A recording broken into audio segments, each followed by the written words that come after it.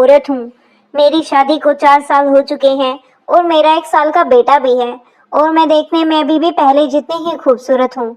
इसी वजह से राहुल ने यह भी नहीं सोचा कि मैं उसकी सगी चाची लगती हूँ। वैसे मैंने भी उसे बहुत समझाया कि अगर उसके घर में या उसके चाचा को पता चल गया तो प्रॉब्लम हो जाएगी, लेकिन राहुल नहीं माना और वह तो मेरे पीछे ही पड़ गया। इसीलिए आखिरकार मुझे ही हाँ करनी पड़ी, और फिर राहुल ने मेरे साथ पूरे 1 महीने तक। हेलो दोस्तों, स्वागत है आप सभी का हमारी एक और रोमांचक कहानी में। उम्मीद करती हूँ कि आपको यह कहानी बेहद पसंद आएगी। दोस्तों, हमारे शहर में कपड़े की दुकान है, इसलिए मैं और मेरा पति मुकेश 2 साल से गांव छोड़कर हम शहर ही रहने आ गए थे। इस बार राहुल अपने स्कूल की छुट्टी बिताने हमारे पास आया था, और मेरे जेठ जी का बड़ा बेटा है, वह अभी 10वीं कक्षा में पढ़ता है। उसे अब की बार 1 महीने की छुट्टियां मिली थी, इसीलिए वह छुट्टियां एंजॉय करने के लिए हमारे पास आ गया। जब राहुल आया तो उसे लेने के लिए बस स्टॉप पर मैं ही गई थी, क्योंकि मेरे पति मुकेश तो हमेशा की तरह दुकान पर ही थे। मैं जब राहुल को बस स्टॉप से लेने के लिए गई थी तो मैंने जीन्स और टी शर्ट पहन ली थी, क्योंकि मैं कभी कभार ऐसे कपड़े पहन लेती हूँ, और मेरे पति मुकेश भी मुझे कुछ नहीं कहते हैं। राहुल बस स्टॉप पर बैठा हुआ मेरा ही इंतजार कर रहा था। अब मैं आपको राहुल के बारे में बताती हूँ। वह मेरे जेठ जी का लड़का है, जो कि गांव में रहते हैं। मैंने दूर से उसे आवाज लगा दी, लेकिन राहुल मुझे जीन्स में देखकर बिल्कुल भी नहीं पहचान पाया और इधर उधर देखने लगा। जब मैंने उसे हाथ से इशारा किया तब वह मेरे पास आया, और पास आते ही सबसे पहले उसने मेरे पैर छुए। मैंने भी उसे आशीर्वाद दिया और गले से लगाकर कहा कि यार अब बस भी करो राहुल, मैं इतनी भी बूढ़ी नहीं हूँ। तभी राहुल ने हंसते हुए कहा कि नहीं चाची, आप तो अभी भी 18-19 साल की लग रही हो। मैंने तो आपको पहचाना ही नहीं। अगर आपके सिंदूर ना लगाया होता तो आपको कोई भी नहीं कह सकता कि आप एक बच्चे की माँ हो। तो मैंने राहुल को कराते हुए कहा कि कब बस भी करो। राहुल, इतना भी झूठ मत बोलो यार, तुम्हारे चाचा तो कहते हैं कि अब मुझ में वह बात नहीं रही। तभी राहुल बोला कि सच कह रहा हूँ चाची, आप बहुत क्यूट लग रही हो। मैं तो राहुल के मुंह से मैं अपनी तारीफ सुनकर बहुत खुश हो रही थी, क्योंकि मुकेश तो मेरी तारीफ करते ही नहीं थे। वो तो बस अपना काम निकालते और सो जाते। घर आते वक्त सारे रास्ते राहुल ने मेरा हाथ पकड़ कर रखा हुआ था। मैंने राहुल को बोला कि तुम इतने भी छोटे नहीं हो जो गुम हो जाओगे। तभी राहुल बोला कि फिर क्या हो गया चाची, कौन सा आपका हाथ मैला हो रहा है। राहुल की हाइट मेरे से थोड़ी सी कम थी, और ऊपर से मैंने भी आज साड़ी नहीं पहनी थी, इसलिए मुझे थोड़ा सा अनकंफर्टेबल फील हो रहा था। घर पहुंचते ही राहुल नहा लिया। मैंने उसके लिए चाय के साथ थोड़ा सा नाश्ता भी बना दिया। इसके बाद हम दोनों ने बैठकर चाय पी। फिर मैंने राहुल से अपनी ठानी और जेठ जी का हालचाल भी पूछा, और मुकेश को भी फोन करके बता दिया कि राहुल आ चुका है। मेरा बेटा भी अभी तक सो रहा था। वैसे मेरे बेटे का नाम आर्यन है, लेकिन हम उसे प्यार से अंशु कहते हैं। फिर बातों ही बातों में मैंने राहुल से पूछ ही लिया कि अभी तक कोई गर्लफ्रेंड बनाई है या फिर सिंगल ही घूम रहे हो। मेरे मुंह से ऐसी बातें सुनकर राहुल तो शर्माने लगा। फिर मैंने उससे कहा कि अब बता भी दो ना यार, इतना क्या लड़कियों की तरह शर्मा रहे हो। मैं कौन सा जेठानी जी को बताने वाली हूँ। राहुल बोला कि नहीं चाची, ऐसी कोई बात नहीं है। एक लड़की है, लेकिन मैंने उसे कभी तक छुआ कुछ नहीं बताया। तभी मैंने हंसते हुए बोला कि अच्छा, इसका मतलब तुमने अभी तक कुछ नहीं किया है। तो राहुल बोला कि कुछ करना तो छोड़ो चाची, मैंने अभी तक कुछ देखा भी नहीं है। राहुल की ऐसी बातें सुनकर मैं तो हंस हंस कर पेट में दर्द होने लगा था। बातें करते करते कब 5 बज गए हमें पता ही नहीं चला, और मेरा बेटा आर्यन भी जाग गया। इसीलिए राहुल उसके साथ खेलने लगा और मैं घर का काम करने में लग गई। फिर थोड़ी देर बाद राहुल आर्यन को मेरे पास लाया, क्योंकि वह बहुत ज्यादा रो रहा था। राहुल बोला कि चाची, बहुत देर हो गई है, यह चुप नहीं हो रहा, अब आप ही इसको संभालिए। जब मैंने आर्यन को लिया तो मुझे पता चला गया कि वह भूखा है, क्योंकि आज दोपहर को भी मैंने उसे दूध नहीं दिया था, इसलिए मैं रसोई में ही उसे दूध पिलाने लगी। मैं जब अपने बेटे आर्यन को दूध पिला रही थी तो राहुल मेरी ही तरफ देख रहा था, और जब मैंने राहुल की तरफ देखा तो उसने नजरें घुमा दी। मैं समझ चुकी थी कि राहुल के मन में क्या चल रहा है। मेरे देखते ही राहुल वहां से जाने लगा, तो मैंने उसे रोक लिया कि कोई बात नहीं राहुल, क्या हो गया है तुम्हें, इसमें शर्माने वाली कौन सी बात है यार। इसके बाद मैंने राहुल को बोला कि आर्यन को बेड पर चला दो, अब वह कई घंटों तक नहीं जागेगा। फिर मैंने सभी के लिए खाना बना लिया, और इतने में मुकेश भी दुकान से आ गए थे, तो वह भी नहाकर खाना खाने के लिए बरामदे में आ गए। खाना खाने के बाद मुकेश ने राहुल से थोड़ी देर तक बातें की। उसके बाद मैंने रसोई का काम समेट दिया, और फिर मुकेश अपने कमरे में सोने के लिए चले गए। क्योंकि वह दिन भर काम की वजह से थक जाते थे।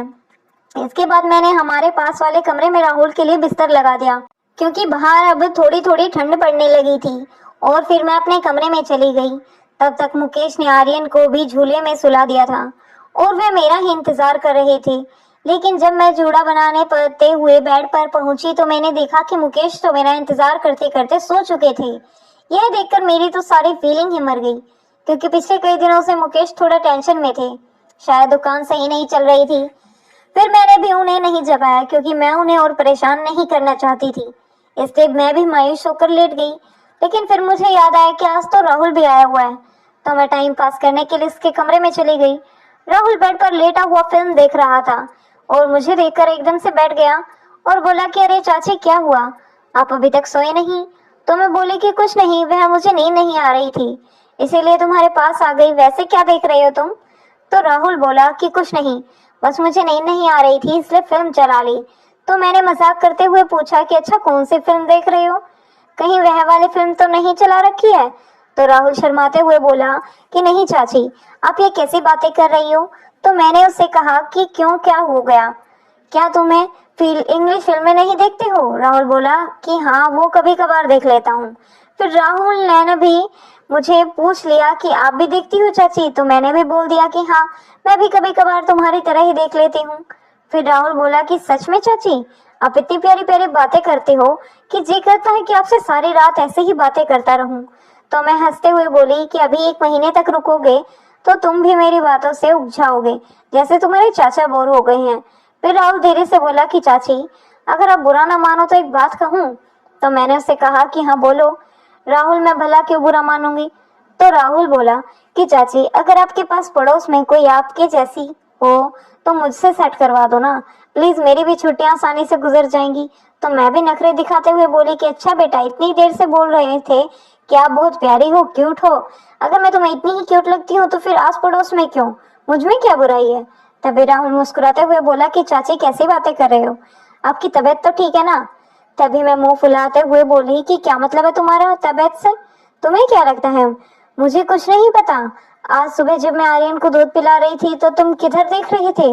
और जब मैं फर्श पर पहुंचा लगा रही थी तो तब क्या कर रहे थे?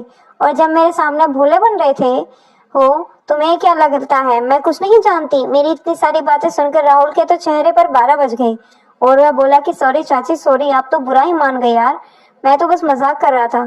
तभी मैंने राहुल से कहा कि नहीं, इसमें सॉरी बोलने वाली कोई बात नहीं है, तुम सब लड़के एक जैसे ही होते हो, पहले तो गुस्सा दिला देते हो और उसके बाद सॉरी बोलकर हमें ही शर्मिंदा कर देते हो। फिर राहुल ने मुझे खुश करने के लिए कहा कि चाची, गुस्से में तो आप और भी ज्यादा खूबसूरत लगती हो। तो मैं बेड से खड़ी होते हुए बोली कि अब बस करो, इतना मस्का लगाने की जरूरत नहीं है और अब सो जाओ, मुझे भी सुबह जल्दी उठना है। जैसे ही मैं जाने लगी तो राहुल ने मेरा हाथ पकड़ लिया और बोला कि चाची, अब तो हम फ्रेंड बन चुके हैं ना, तो फिर बताओ मुझे आपके साथ कब मौका मिलेगा? फिर मैंने भी राहुल का जी चलाते हुए कहा कि इतनी जल्दी भी नहीं मिलेगा, और यह कहकर मैं हंसती हुई अपने कमरे में आ गई। फिर सुबह मैं भी लेट उठी थी। जब तक मैंने चाय बनाई तब तक मुकेश भी बाहर से घूम कर आ चुके थे और वह राहुल को भी अपने साथ ले गए। इसीलिए राहुल की आंखें में अभी भी नींद दिखाई दे रही थी। मुझे मुकेश को बोला भी था कि बेचारे राहुल की नींद क्यों खराब कर रहे हो, देखो जरा उसकी आंखें अभी भी लाल हो रही हैं। तो मुकेश मुस्कुराते हुए बोले कि कुछ नहीं होगा संजना, धीरे धीरे आदत पड़ जाएगा। और वह चाय पीने लगे। इतने में आर्यन भी जाग चुका था, इसलिए मैं भी उसे दूध पिलाने लगी। उसके बाद मुकेश बोले कि संजना, तुम जल्दी से हमारे लिए खाना बना दो, आज राहुल को भी मैं अपने साथ ले जा रहा हूँ, यह भी दुकान देख आएगा। जैसे ही उन्होंने राहुल को साथ ले जाने की बात कही, मेरे तो सारे सपने ही ठंडे पड़ गए। मैंने मुकेश को कहा कि इतनी भी क्या जल्दी है, कल ही तो आया है बेचारा, आराम से दिखा देना। तो मुकेश बोले कि ऐसे ही घर पर बोर होता रहेगा, दुकान में रहेगा तो इसका मन भी लगा रहेगा। तो मैं गुस्से में मुकेश को डांटते हुए बोली कि मेरा क्या है, मैं तो रोज घर पर बहुत बोर होती हूँ। मैंने सोचा कि राहुल आया तो शायद कुछ दिन मस्ती से निकल जाएंगे, लेकिन अब आप इसे भी साथ ले जा रहे हो।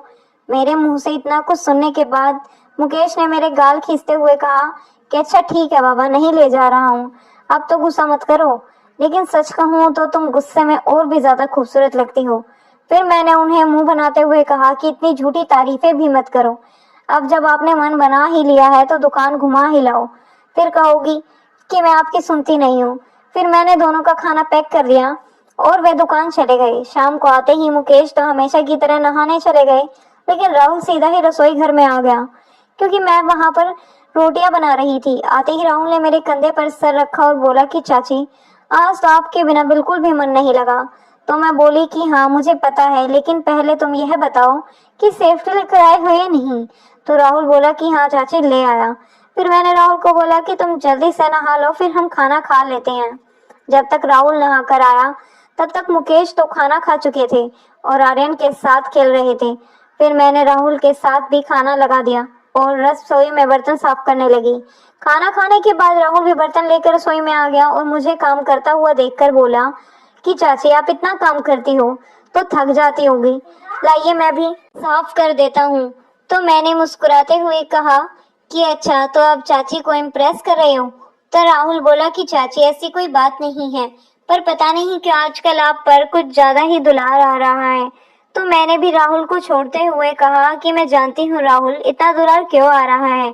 ऐसा सुनकर राहुल को भी हंसी निकल पड़ी और वह बोला कि आप भी ना चाची हर बात को उल्टा मतलब निकाल लेती हो। इसके बाद मैं अपने कमरे में गई तो मुकेश मेरा ही इंतजार कर रहे थे और आर्यन को उन्होंने हमेशा की तरह सुला दिया था।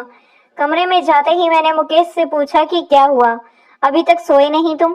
तो मुकेश बोले कि कुछ नहीं, बस ऐसे ही नींद नहीं आ रही थी।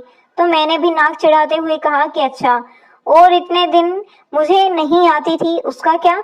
तभी मुकेश बोले कि संजना तुम्हें तो पता ही है, पिछले कुछ दिनों से दुकान का काम सही नहीं चल रहा है, इसीलिए बस टेंशन में था।